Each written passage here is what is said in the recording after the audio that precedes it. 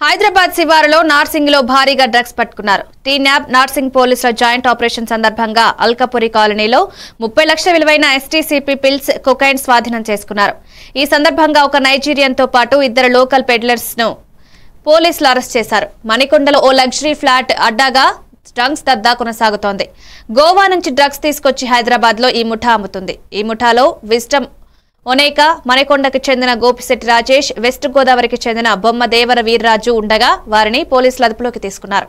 Anti narcotic bureau వాళ్ళు plus Narsingi పోలీసులు కలిసి అల్కాపురి టౌన్షిప్ లో ఒక అపార్ట్మెంట్ లో ఆన్ ఇన్ఫర్మేషన్ రైడ్ కండక్ట్ చేయడం జరిగింది. దీంట్లో 107 గ్రామ్స్ కొకెయిన్, తర్వాత 25 గ్రామ్స్ మన ఎక్స్టటిక్ టాబ్లెట్స్ ఇవి సీజ్ చేయడం జరిగింది. దీని వాల్యూ అందాజా ఒక 30 lakhs ఉంటుంది. ఆ ముగ్గురులో ఒక అతను నైజీరియన్ ఉన్నాడు, 2 లోకల్స్ ఉన్నారు. ఈ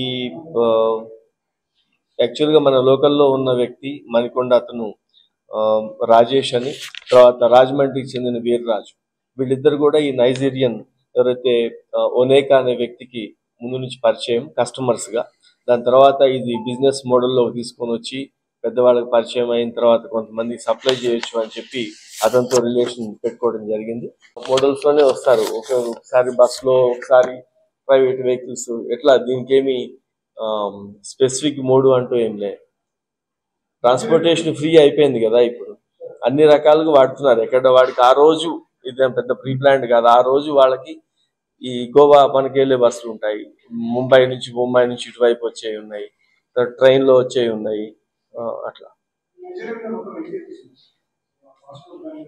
పాస్పోర్ట్ మీద ఒక కేసు ఉంది అప్పుడు, ఇప్పుడు ఈ కేసు ఇప్పుడు రిజిస్టర్ చేయడం జరిగింది.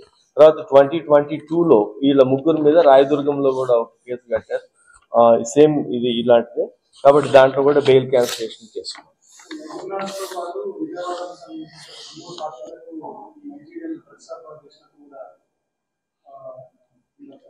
ఇప్పుడు ఈ నైజీరియన్ కానీ వీళ్ళు కానీ, ఇప్పుడు మన దగ్గర ఉన్న పట్టుకున్న వీర్రాజు కానీ, రాజేష్ కానీ, నైజీరియన్ కానీ, వీళ్ళు చెప్పే ప్రాథమిక సమాచారాన్ని బట్టి ఇప్పుడు మనం అన్ని డిస్కస్ చేసుకోలేము. వాళ్ళు చాలా ఇన్ఫర్మేషన్ ఉంది, వర్కౌట్ చేస్తున్నారు. దాని తర్వాత వాళ్ళని మళ్ళీ మనం పోలీస్ కస్టడీ తీసుకొని క్రాస్ చెక్ చేసుకున్న తర్వాత వివిధ కోణాల్లో